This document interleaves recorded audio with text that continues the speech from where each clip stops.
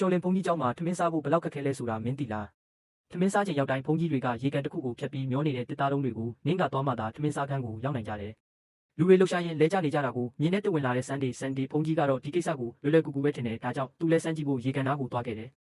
ဒါပေမဲ့ခဏအကြာမှာသူသိလိုက်တာကဒီဟာကရှော်လင်ဝှရှုဘုန်းကြီးတွေရဲ့လေ့ကျင့်ခန်းတစ်ခုဖြစ်တာပါအပြင်ပန်းကလွယ်တယ်လို့မြင်ရပေမဲ့တကယ်တော့အခြေခံရန်ကောင်းမှသာလုပ်နိုင်တာဖြစ်တယ်။နေ့ညမနာလေ့ကျင့်ရမှသာရေကန်ကိုအောင်မြင်စွာကျော်နိုင်မယ်။တစ်ဝင်လာတဲ့ဘုန်းကြီးတွေကတနေ့လုံးလေ့ကျင့်ကြပေမဲ့စူးစမ်းမှုများနေလေတယောက်မှမအောင်မြင်နိုင်ကြသေးဘူး။ဒီအချိန်မှာအုတ်ချုပ်ရေးဘုန်းကြီးဖာဆန်းကိုယ်တိုင်လာပြီးအကြောင်းကိုရှင်းပြတယ်။တစ်သားတွေကရေပေါ်မှာမျောနေတာတင်တို့ကပိုပြီးအားသုံးလေတစ်သားကပုံမြန်မြန်ရေထဲဆင်းသွားမယ်လို့ပြောတယ်။ပြီးတော့သူကစန်းတွေကိုပကံတစ်ခုပေးပြီးအပြင်းပြင်းနဲ့ရေထဲပစ်ကြည့်လို့ပြောတယ်။စန်းတွေပစ်လိုက်တာနဲ့ပကံကချက်ချင်းရေထဲမြုပ်သွားတယ်။ဖာဆန်းကပြန်ရှင်းတယ်။ဒါကမင်းတို့တစ်သားပေါ်လမ်းလျှောက်တယ်လို့ပဲ။ပြီးတော့ဖာဆန်းကိုယ်တိုင်ပြသတယ်ပကံကိုရေပေါ်မှာပြားလေးတို့တလို့ပေါ့ပေါ့ပပလှည့်သွားစေတယ်။သူကပြောတယ်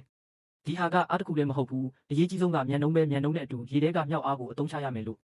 စန်းဒီကနားလည်သွားတယ်။အဲ့ဒါနဲ့လူတွေနားနေချိန်မှာသူတယောက်တည်းသွားပြီးလေ့ကျင့်တယ်။သူအလွန်မြန်တဲ့အချိန်နဲ့ပြေးပြီးတစ်သားပေါ်ကိုတက်ဖို့ကြိုးစားတယ်။ဒါပေမဲ့အတွေ့အကြုံမလုံလောက်လို့အချိန်ချင်းရေထဲကျသွားတယ်။ဘလို့ကြိုးစားပေမဲ့မပြည့်မီသေးဘူး။ဒါပေမဲ့သူမလျှော့ဘူးဖာဆန်းပြောတဲ့နီလန်တိုင်းဆက်လက်လေ့ကျင့်တယ်။အချိန်ပေါင်းများစွာလဲကျပြီးနောက်မှာကြိုးစားသူမရှုံးဘူးဆိုတာအမှန်ပဲ။တနေ့ညမှာစန်းဒီကနောက်ဆုံးအောင်မြင်စွာတစ်သားပေါ်လျှောက်ပြီးရေကန်ကိုကျော်နိုင်ခဲ့တယ်။သူကထမင်းစားခန်းကိုပထမဆုံးရောက်နိုင်တဲ့တစ်ဝင်ဘုန်းကြီးဖြစ်လာတယ်။စန်းဒီဒီနေ့မင်းတကယ်အံ့ဩစရာကောင်းတယ်